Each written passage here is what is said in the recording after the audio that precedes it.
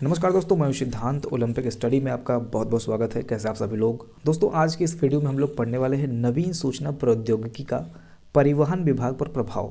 बिना किसी देरी के आज का सेशन स्टार्ट करते हैं। देखिए, नाम से ही यहाँ पे आपको क्लियर हो जाना चाहिए कि नवीन सूचना प्रौद्योगिकी कहने का मतलब है जो आजकल की न्यू टेक्नोलॉजी है। जैसे अगर हम बात करें एआई का, आर्टिफिशियल इंटेलिजेंट, 5G, ठीक है। इसके बाद में आजकल डेटा एनालिटिक्स चल रहा है, बिग डेटा प्रोसेसिंग की बात हो रही है, मशीन लर्निंग की बात हो रही है, ठीक है। तो इन सारी चीज़ों का परिवहन पर क्या असर पड़ेगा, इसी पर ये टॉपिक बेस्ड है, ठीक है। आप सभी लोग को पता होगा कि फॉरेन में जो यातायात संचार है, परिवहन क्षेत्र है, वो काफ़ी डेवलप हो चुका है। फॉरेन कंट्रीज़ में, दुबई में आप देखेंगे तो सड़कें बहुत डेवलप हैं। वहाँ पे इलेक्ट्रिक व्हीकल का यूज़ ज़्यादा से ज़्यादा किया जा रहा है, ठीक है। बहुत सारी चीज़ें वहाँ पे ऑलरेडी डेवलप हो चुकी है, लेकिन अभी इंडिया में हम सब बहुत पीछे हैं।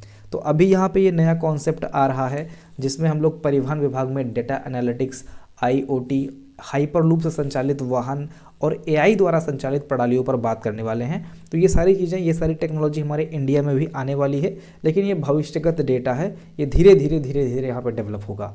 अभी तो हम बात कर रहे हैं, अभी तो हम काम कर रहे हैं कि हमारा जो ये डीजल और पेट्रोल की गाड़ियाँ हैं ये कम से कम हो जाए और हम इलेक्ट्रिक बाइक और इलेक्ट्रिक कार या फिर इलेक्ट्रिक कॉमर्शियल व्हीकल्स का यूज़ करने पे फोकस कर रहे हैं। तो अभी हम लोग थोड़ा सा पीछे हैं। ये जो फॉरेन कंट्रीज़ हैं, दुबई वगैरह हो गया, यूरोपियन कंट्रीज़ हो गए, वो सब हमसे बहुत आगे हैं, ठीक है।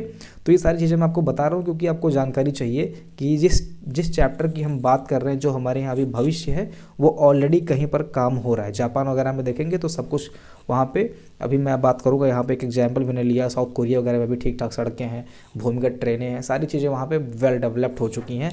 इन सारे टेक्नोलॉजी का यूज वहाँ पे हो रहा है। इंडिया में भी बहुत कुछ नहीं हुआ है।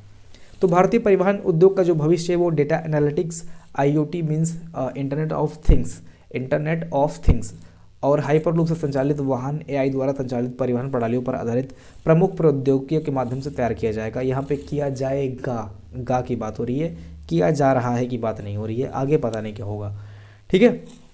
देखिए, वर्तमान में परिवहन के क्षेत्र में स्वच्छ ऊर्जा और हरित कार्बन ऊर्जा ईंधनों की खोज ने एक बड़े बदलाव के संकेत दिए हैं, जिसमें मास मोबिलिटी, जैव ईंधन चालित और हाइड्रोजन संचालित वाहन अग्रणीय होंगे। कहने का मतलब ये है कि वर्तमान में हमारा फोकस किस पे है। वर्तमान में हमारा फोकस है कि स्वच्छ ऊर्जा, यानी कि हम लोग अभी इलेक्ट्रिक व्हीकल्स पे काम कर रहे हैं, ठीक है। कहने का मतलब है अभी हम गाड़ियों में रिफॉर्मेशन कर रहे हैं। अभी हमारे यहाँ बहुत सी गाड़ियाँ BS5 सीरीज़ की चल रही हैं, बहुत जो पुरानी गाड़ियाँ होंगी आप लोग देख रहे होंगे। तो अभी हम लोग को प्रदूषण को रिड्यूस करने में काम कर रहे हैं, स्वच्छ ऊर्जा पे काम कर रहे हैं, हरित कार्बन, जैसे जो ग्रीन, जो आप बात कर सकते हैं CNG वगैरह हो गया, या फिर जो इलेक्ट्रिक व्हीकल्स हैं उन पे बात कर रहे हैं। अभी हमारे यहाँ ये सारी चीज़ें चल रही हैं और इन चीज़ों के चलते बदलाव दिख रहा है कि आने वाले टाइम में हम लोग जैव ईंधन चालित, हाइड्रोजन संचालित वाहन और मास मोबिलिटी में आगे होंगे। मास मोबिलिटी का मतलब ये होता है दोस्तों कि जैसे अगर हम बात करें, जैसे ओला उबर आपने सुना होगा, ठीक है। शहरों में क्या होता है, ओला उबर होता है। गांव क्षेत्र में भी नहीं पहुंचा है, छोटे जिलों में नहीं पहुंचा है, लेकिन शहरों में ओला उबर, लखनऊ वगैरह में है, ठीक है। तो वहाँ पे क्या है, बहुत लोग कार नहीं लेते हैं। आपको पता होगा गांव में क्या है, कार एक आपके मतलब क्या बोलते हैं, ओवरऑल स्टेटस को शो करता है। अगर किसी व्यक्ति के यहाँ कार है, अगर किसी व्यक्ति के यहाँ द्वार पे कार खड़ा है, तो उसका स्टेटस इसी से नाप लिया जाता है कि भाई ये कार इनके यहाँ, तो ये बड़ा आदमी होंगे।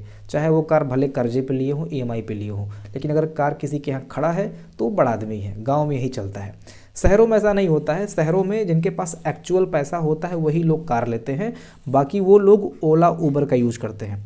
ओला उबर भाई कार का यूज़ थोड़ी होगा, ठीक है, रोज़ थोड़ी होगा। और जो लोग कार का यूज़ रोज़ करेंगे वो बाइक से चले जाएंगे। जैसे किसी को ऑफिस जाना है तो ऑफिस जाने के लिए कार क्यों ही ले जाना, वो आप बाइक से भी जा सकते हो, ठीक है। तो ऐसे में क्या होता है, जो ओला उबर कंपनियां होती हैं ये मास मोबिलिटी सुविधा प्रोवाइड कराती हैं कि भाई आप एक कार है, वो कंपनी कार है, और उस कार का यूज एज अ परिवहन आप यूज़ करेंगे। आपका काम लगेगा तो आप बुक कर लेंगे, उससे चले जाएंगे, फिर वो कार किसी और को सुविधा दे देगी, वो कार फिर किसी और को सुविधा दे देगी। कहने का मतलब है एक ही कार से कई परिवार को लाभ मिल जा रहा है, मास मोबिलिटी, ठीक है। इसमें कई सारे लोग जो है मूव हो रहे हैं एक ही व्हीकल से, ऐसा आप बोल सकते हो। या बोल सकते हो कि कई लोग जा रहे हैं, ग्रुप में जा रहे हैं। ऐसा नहीं कि मतलब कार जा रही है उसमें एक आदमी बैठा हुआ, ऐसा नहीं। एक कार जा रही है तो उसमें कई लोग बैठे हुए, 5-6 लोग एक ही कार से सवारी कर ले रहे हैं, तो ये 5 से 6 लोगों का जो किराया भाड़ा है, जो जैसे 5-6 लोग अगर अपने 5-6 कार से जाते, एक एक करके अपने अपने कार से जाते, तो ज़्यादा पैसा खर्च होता, ज़्यादा ईंधन खपत होती, ज़्यादा प्रदूषण होता। ऐसे में क्या है कि एक सवारी निकाल दी गवर्नमेंट ने कि ये सवारी जो है यहाँ से यहाँ तक जाती है, ठीक है। तो अब इस सवारी का यूज़ करके ये 5 से 6 लोग डायरेक्ट यहाँ से यहाँ पहुँच गए, तो सवारी एक, प्रदूषण थोड़ा सा हुआ और सभी लोग पहुँच गए। इसको बोलते हैं मास मोबिलिटी, ठीक है। जैव ईंधन चालित और हाइड्रोजन चालित ये सारी चीज़ें आने वाले टाइम में होने वाली हैं।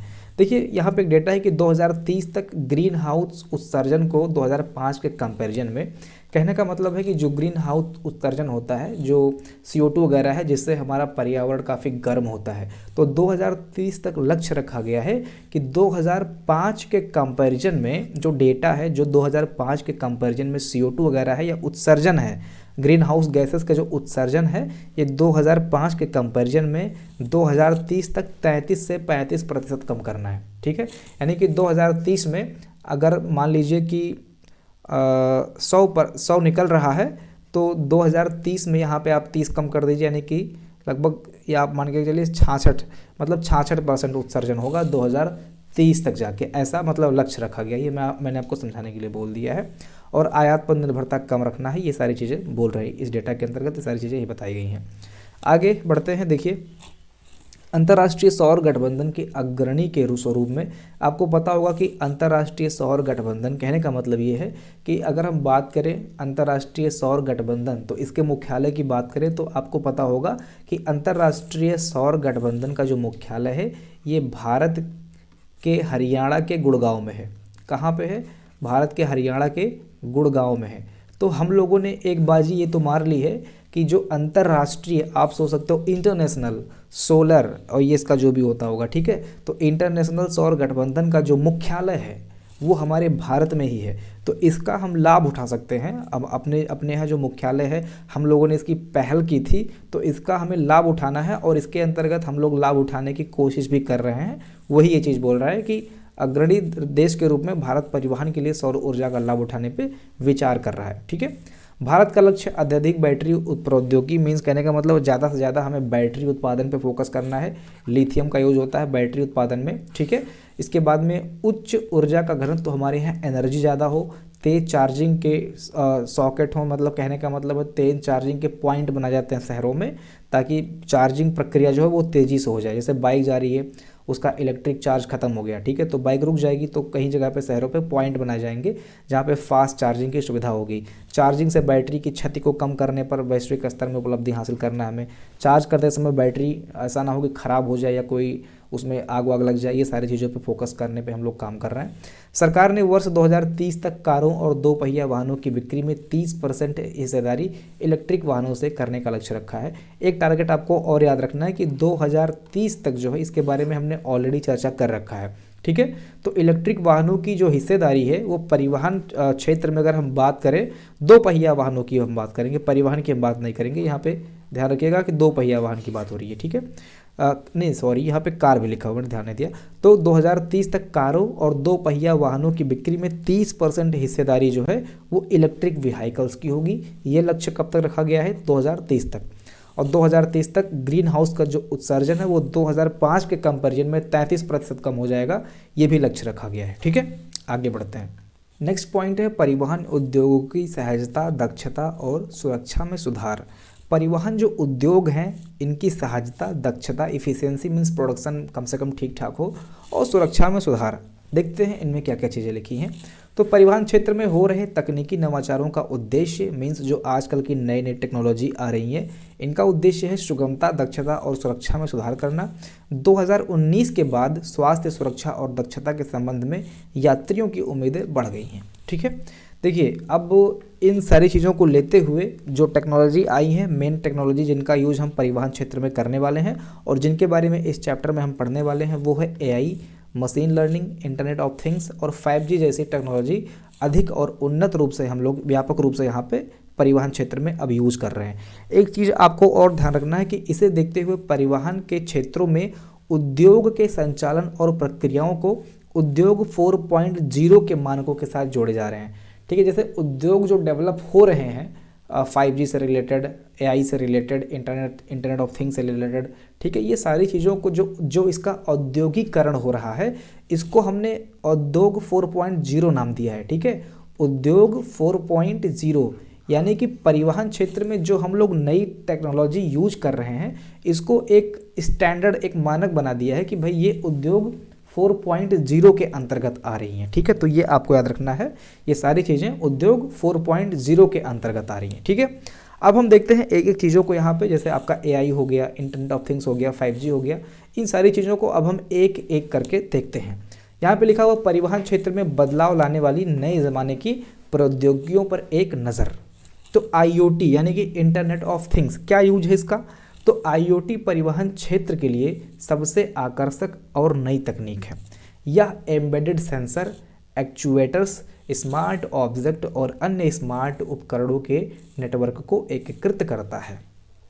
ठीक है, तो जो गाड़ियों में सेंसर लगे होते हैं आजकल, अच्छे खासे टेक्नोलॉजी का यूज़ करके हम लोगों ने सेंसर का जो टेक्नोलॉजी है इसको काफ़ी डेवलप कर लिया है। बहुत बढ़िया बढ़िया सेंसर हमारे पास हैं। एक्चुएटर्स का मतलब ये होता है कि जो एनर्जी को ट्रांसफ़र करते हैं या एक एनर्जी से दूसरी एनर्जी में कन्वर्ट होते हैं, तो उसको हम लोग बोलते हैं एक्चुएटर्स। स्मार्ट ऑब्जेक्ट अन्य स्मार्ट उपकरणों के नेटवर्क को एकीकृत करता है। स्मार्ट ऑब्जेक्ट, जैसे गाड़ी जा रही है तो रास्ते में कुछ पड़ रहा है तो उसको क्या करना है, उसको पहचान लेना है। स्मार्ट ऑब्जेक्ट या अन्य स्मार्ट उपकरणों के नेटवर्क पर काम कर रहा है। परिवहन प्रदाता इस जानकारी का उपयोग कर ग्राहक सेवा, सुरक्षा और कर्मचारियों की भलाई के लिए कर सकते हैं। ठीक है, इसके बाद में नेक्स्ट पॉइंट है, सुरक्षित और कुशल परिवहन प्रदान करने के लिए IoT तैनात किया जा रहा है, विशेष रूप से टिकटिंग, सुरक्षा, निगरानी और टेलीमैटिक्स सिस्टम आदि में। ठीक है, कहाँ कहाँ पर टिकटिंग में हो रहा है IoT? ऑब्वियसली बात है, इंटरनेट का यूज समझ लीजिए कि टिकटिंग में हो रहा है, सुरक्षा में हो रहा है, निगरानी में हो रहा है, किसी चीज़ की निगरानी करनी है। ठीक है, इसके बाद में टेलीमैटिक्स यानी कि जो कॉल होती हैं, एक ही प्लेटफॉर्म पर कई लोग मिलकर जब कॉल करते हैं एक ही चीज़ से रिलेटेड, तो उसको बोलते हैं टेलीमैटिक्स। इन सारी चीज़ों का यूज इंटरनेट ऑफ थिंग्स के माध्यम से किया जा रहा है। टेलीमैटिक्स सिस्टम से वाहन की स्थिति, चालक के व्यवहार, इंजन डायग्नोस्टिक्स और वाहन गतिविधि जैसी जानकारी मिलती है। एक ही वाहन से कई सारी चीज़ों के बारे में हमें जानकारी मिल जाती है। चालक का व्यवहार, इंजन डायग्नोस्टिक्स, ठीक है, इंजन का स्वास्थ्य कैसा है, इसके बाद में वाहन की गतिविधि, इन सारी चीज़ों के बारे में हमें जानकारी मिल जाती है। परिवहन में IoT के कुछ प्रमुख उपयोग के मामले टकराव रोकथाम प्रणालियाँ हैं। जो गाड़ियों का एक्सीडेंट होता है इनका भी यूज इंटरनेट के माध्यम से इनको भी रोका जा रहा है, जो ड्राइवरों को बाधाओं से सचेत करने और दुर्घटनाओं के बारे में सेटिंग के लिए डिज़ाइन की गई हैं। इसके बाद में देखा जाए तो शारीरिक स्थिति की जो निगरानी है, कहने का मतलब ये है कि जो ड्राइवर है उसने ड्रिंक वगैरह तो नहीं किया हुआ है, नशे में तो नहीं हुआ है, या थका हुआ तो नहीं है, उसकी एनर्जी लॉस तो नहीं है। अगर वो ड्राइविंग करेगा तो उसका एक्सीडेंट हो सकता है, तो उसकी शारीरिक निगरानी के लिए भी कुछ वहाँ पे प्रणालियाँ लगाई गई हैं, टेक्नोलॉजी लगाई है ताकि उनको वो सेंस कर सके। तो यही सारी चीज़ें हैं जिनका उपयोग हम IoT के माध्यम से परिवहन को अच्छा करने में कर रहे हैं। स्मार्ट पार्किंग हो गया, ठीक है, स्वचालित टोल हो गया। कहने का मतलब ये है कि जो टोल पे आप आदमी वगैरह देखते हो, आदमी की ज़रूरत नहीं है, स्वचालित टोल होता है, टिकटिंग होता है, जिसमें रेडियो फ्रिक्वेंसी पहचान होती है, टैग, ये सारी चीज़ें जो है इसके माध्यम से की जा रही हैं। वाहनों में IoT का उपयोग ईंधन की खपत और प्रदूषण के स्तर की निगरानी के लिए भी किया जाता है। तो ये सारी चीज़ें आप भले के लिए कर रहे हो, तो अगर एग्ज़ाम में कुछ प्रश्न पूछता है कि भाई IoT का क्या यूज है, तो उसमें आप देखो कि अच्छी अच्छी चीज़ें क्या है, एग्ज़ाम में ऑप्शन में क्या क्या अच्छी चीज़ें दे रहा है, उसमें से एक थोड़ा सा ऐसा होगा जो उस अन्य ऑप्शन से हटके होगा, तो ऐसे ही आपका वो राइट आंसर हो जाएगा। क्योंकि वो पूछ रहा है कि क्या IoT के माध्यम से हम लोग नहीं कर पा रहे हैं, या एडवांटेज या डिसएडवांटेज ऐसे करके पूछेगा, तो आप लोग एलिमिनेशन मेथड का यूज़ करके इस चैप्टर को एग्जाम में कर सकते हैं। यहाँ पे ऐसे कोई फैक्ट बन के नहीं आएगा, यहाँ से आपका जो क्वेश्चन बन के आएगा वो आपका लॉजिकल पॉइंट चेक करेगा। ठीक है, अगर आप लॉजिकल हैं तो आप उन सारी चीज़ों को एलिमिनेट करके अपना राइट आंसर प्राप्त कर सकते हैं एग्जाम टाइम में। तो ये चैप्टर इसी पे आधारित है, आपको यहाँ पे कोई फैक्ट देखने को नहीं मिलेगा। ठीक है, बाकी कुछ चीज़ें जो शब्द ऐसे हैं जिनको आप समझ नहीं सकते हो, उसको मैं समझाते चल रहा हूँ। तो मास, अगर हम बात करें मास का मतलब, तो मास का मतलब है मोबिलिटी एज अ सर्विस।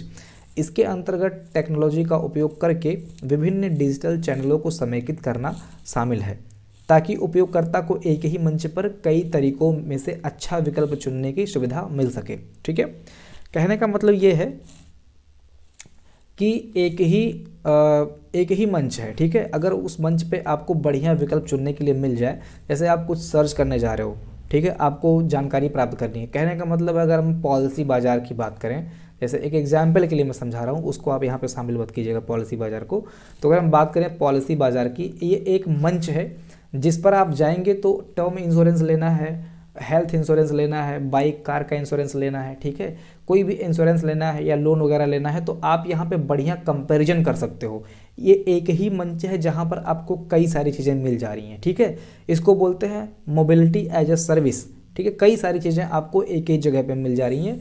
तो इस टेक्नोलॉजी के उपयोग से विभिन्न डिजिटल चैनलों को समेकित किया जाता है। जो कई सारे डिजिटल चैनल हैं, जैसे परिवहन विभाग से रिलेटेड जो कई सारे चैनल हैं, जैसे अगर हम बात करें रेलवे की या बस की या कोई और परिवहन विभाग है या कोई और परिवहन क्षेत्र है, उन सबको अगर हम एक ही चैनल पर ला दें तो वहाँ पर आपको बढ़िया विकल्प मिल जाएगा। जैसे अगर आपको जाना है लखनऊ के लिए, तो लखनऊ के लिए आपको बस बढ़िया पड़ेगा या फिर ट्रेन बढ़िया पड़ेगा। आप वहाँ पे कंपैरिजन कर सकते हो, कौन कितने टाइम में पहुँचाएगा, कौन किसका किराया कितना है। ये जस्ट मैं एग्जाम्पल के लिए बता रहा हूँ। ठीक है, तो वो अगर एक ही प्लेटफॉर्म पर आपको ये दोनों कंपैरिजन मिल जाता है तो ज़्यादा बढ़िया रहेगा। इसी को बोलते हैं मोबिलिटी एज ए सर्विस, यानी कि मास बोलते हैं इसको। ठीक है, यही बोल रहा है, उपयोगकर्ता को एक ही मंच पर कई तरीकों में अच्छा विकल्प चुनने की सुविधा मिल जाती है। ठीक है, यह सदस्यता आधारित और एज यू गो मॉडल की पेशकश करके भुगतान को सरल बनाता है। ठीक है, इसमें आप सदस्यता ले सकते हो। जैसे अगर मैं बात करूं फॉर एग्जांपल, सदस्यता की बात से याद आ गई, जैसे अनअकैडमी का आपने नाम सुना होगा। अनअकैडमी क्या करता है? अनअकैडमी एक प्लेटफॉर्म है, आपको IAS की तैयारी करनी है तो आपने IAS के सदस्यता यहाँ पे ले ली। अब IAS पढ़ाने वाले यानी कि UPSC पढ़ाने वाले जितने भी टीचर यहाँ पे हैं, आप उन सभी से पढ़ सकते हो। ठीक है, तो आपने सदस्यता ले ली। अब UPSC की प्रिपरेशन जितने भी टीचर करा रहे हैं, उस चीज़ से रिलेटेड जिससे आपने सदस्यता ली है, उन सभी को आप एक्सेस कर सकते हैं। तो यही बोल रहा है कि यह सदस्यता आधारित और एज यू गो मॉडल को पेश करके भुगतान को सरल बनाता है। इसके अलावा कारपूलिंग